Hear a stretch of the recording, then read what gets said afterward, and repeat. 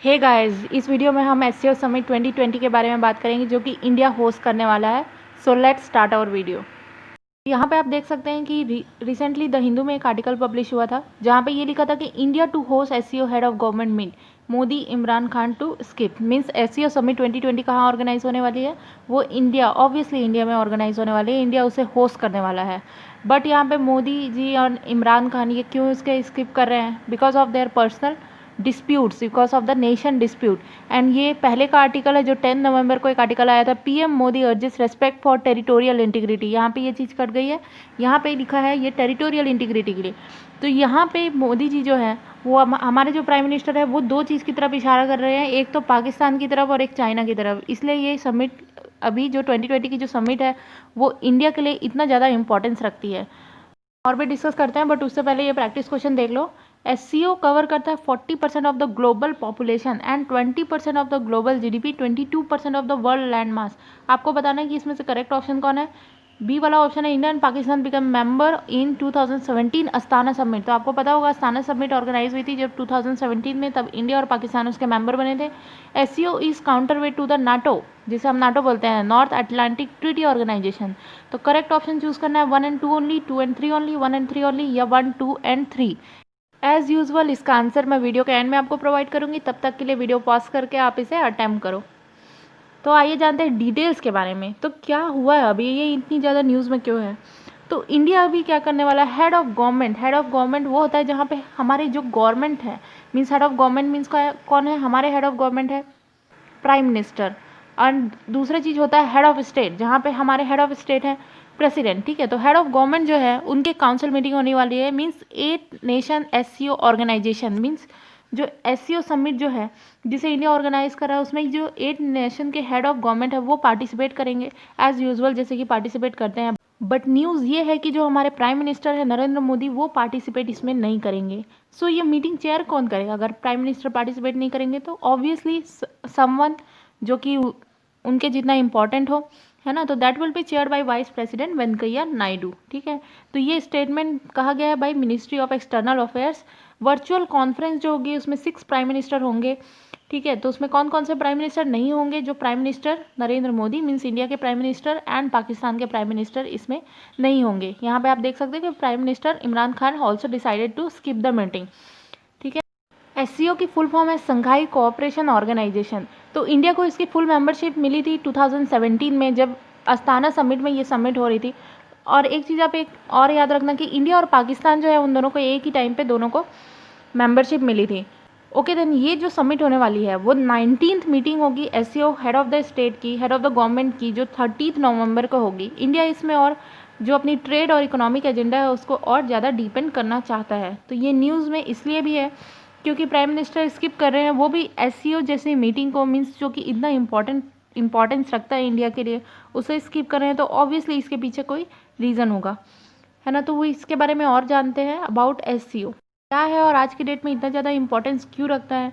तो SCO means Shanghai cooperation organization एक permanent intergovernmental international organization है। तो इसे Eurasian political economic military organization इसलिए बोला जाता है क्योंकि इसमें यूरेशियन मेंबर्स भी हैं। फॉर एग्जांपल रशिया, जो कि यूरोप और रशिया दोनों में आता है, तो उसमें कुछ मेंबर्स यूरेशियन है और मिडिल ईस्ट के कुछ मेंबर्स है, आई मीन जो सेंट्रल एशिया है उसके मेंबर्स है, इसलिए इसे यूरेशियन पॉलिटिकल ऑर्गेनाइजेशन भी कहा जाता है, इकोनॉमिक मिलिट्री ऑर्गेनाइजेशन। सो इसकी शुरुआत हो रही थी 2001 में जब एससीओ चार्टर साइन हुआ। इट वाज साइंड इन 2002 और ये आया था 2003 में। तो ये डेट आप इजीली याद रख सकते हैं। इसमें एक स्टैट्यूटरी डॉक्यूमेंट था जो कि साइन किया गया था 2003 में, और एससीओ के ऑफिशियल लैंग्वेज है Russia and China. Okay then, SCO को बनाया क्यों गया था? तो प्राइमरीली इसे बनाया गया था चाइना की जो इश्यूज़ है। फॉर एग्जांपल आप यहाँ देख सकते हो कि चाइना जो है वो बॉर्डर शेयर करता है कजाकिस्तान, उज़्बेकिस्तान, तुर्कमेनिस्तान, पाकिस्तान, ये सबसे बॉर्डर शेयर करता है। तो इसे बनाया गया था इन 2001 ताकि जो चाइना के जो नेबरिंग कंट्रीज़ है, for example Kazakhstan, Kyrgyzstan, Russia, Tajikistan, उनके साथ जो उनकी डिस्प्यूट है, टेरिटोरियल डिस्प्यूट, वो सब सॉल्व कर सके और डिमार्केशन ऑफ बॉर्डर हो सके एंड डीमिलिटराइजेशन हो सके। मीन्स उनके बॉर्डर पे जो भी टेररिस्ट एक्टिविटीज़ होती हैं और जो अदर एक्टिविटीज़ है जो चाइना की सॉवरेनिटी को एंड टेरिटोरियल इंटीग्रिटी को जो हार्म करता है, वहाँ पे स्टेबिलिटी मेंटेन किया जा सके। तो जब ये स्टार्ट हुआ था in 2001, it was named as it was named as Shanghai 5, इसे संघाई 5 बोला जाता था, और ये 1996 में ये इमर्ज हुआ था ताकि बॉर्डर डिस्प्यूट को सॉल्व कर सके। But with the session of Uzbekistan in 2001, means 2001 में जब उज्बेकिस्तान की एंट्री हुई इसमें, तो इसका नेम चेंज करके संघाई 5 से SCO रख दिया गया, Shanghai cooperation organisation, and India and Pakistan इसके फॉर्मल मेंबर बने 2017 में। तो दोनों ने एक साथ ही ज्वाइन किया था अस्ताना समिट में, जब इसकी समिट अस्ताना में हो रही थी। तो मेंबरशिप देख लो कि SCO में आज की डेट में ये 8 कंट्रीज़ हैं। तो आप इसके ऐसे याद रख सकते हो कि चाइना और उसके जो भी बॉर्डरिंग कंट्रीज है, जो उसके नेबरिंग कंट्रीज है, वो सारे इसके मेंबर्स हैं। For example Kazakhstan, Kyrgyzstan, Russia, Tajikistan, Uzbekistan, India and Pakistan. And obviously there are 4 observer state and dialogue partner. 4 observer state हैं Afghanistan, Belarus, Iran and Mongolia, and dialogue partners Azerbaijan, Armenia, Cambodia, Nepal, Turkey, Sri Lanka. तो आज के date में ये सारे इनके dialogue partner and observer state है। यहाँ पे आप देख सकते हो इनकी लोकेशन। तो प्राइमरली इसमें वो जो कंट्रीज़ है जो चाइना के साथ में बॉर्डर शेयर करते हैं। तो जो ये 7 कंट्रीज़ हैं चाइना को छोड़ के, ये सारे चाइना के साथ बॉर्डर शेयर करती है। अब इसके ऑब्जेक्टिव्स क्या हैं, ताकि हम म्यूचुअल ट्रस्ट एंड नेबरलीनेस को स्ट्रेंथ कर सकें। एक चीज़ तो आपने अभी तक समझ ही गया होगा आप कि जो इसके ऑब्जेक्टिव थे बेसिकली वो ये था कि टेरिटोरियल जो डिस्प्यूट है और जो टेरर एक्टिविटीज़ है उनको रोकने के इसके ऑब्जेक्टिव थे, ताकि peace, security and stability maintain हो सके। अब ये देख लेते हैं कि ये SCO की स्ट्रेंथ क्या है। Then it covers 40% of the world population. ये ह्यूज अमाउंट है because of inclusion of China and India. Obviously 20% of global GDP ये कवर करता है and 22% of world land mass. तो स्ट्रैटेजिकली इसका बहुत ज़्यादा इंपॉर्टेंट रोल है। सो SCO को नाटो का काउंटर एक्ट भी कहा जाता है, क्योंकि नाटो आप जानते हैं अपने आप में एक बहुत बड़ी ऑर्गेनाइजेशन है, और SCO जो है जो इसे काउंटर करने का एक्ट कहा जाता है, क्योंकि ये प्राइमरली वेस्टर्न कंट्रीज़ है नाटो में, जो कि रशिया से डिफेंड करने के लिए बनाई गई थी। और SCO जो है वो अमेरिकन इन्फ्लुएंस को कम करने के लिए ऐसा इसे माना जाता है कि इसे बनाया गया है। अब इसके चैलेंजेस बहुत सारे हैं, for example terrorism, extremism, separatism. आज की डेट में आप चैलेंजेस देखेंगे, drugs, weapon trafficking, illegal migration, बहुत सारे चैलेंजेस हैं। एंड जोग्राफिकली भी बहुत सारे लैंग्वेज है and there are many barriers like language, national interest.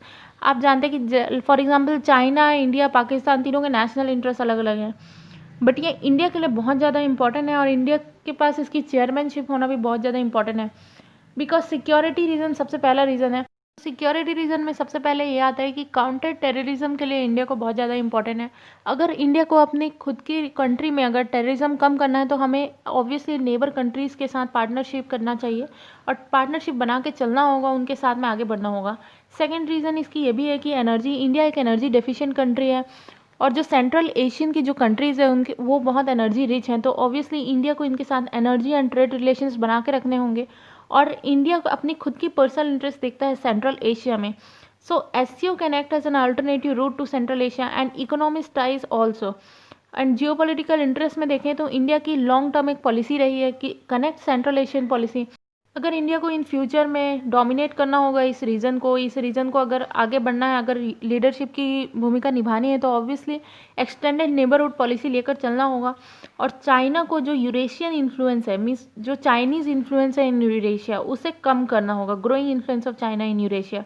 Obviously एक प्लेटफॉर्म प्रोवाइड करता है इंगेज करने के लिए, जहाँ पे हम अपनी friendlier countries for example Russia and Uzbekistan and जो राइवल कंट्रीज़ है for example China and Pakistan, उसके साथ इंगेज कर सकते हैं और एक कॉमन पॉइंट पे आ सकते हैं, जहाँ से हम विन विन सिचुएशन हो, जो हमारे लिए भी और जो राइवल एंड फ्रेंडलियर कंट्रीज़ उनके लिए भी है।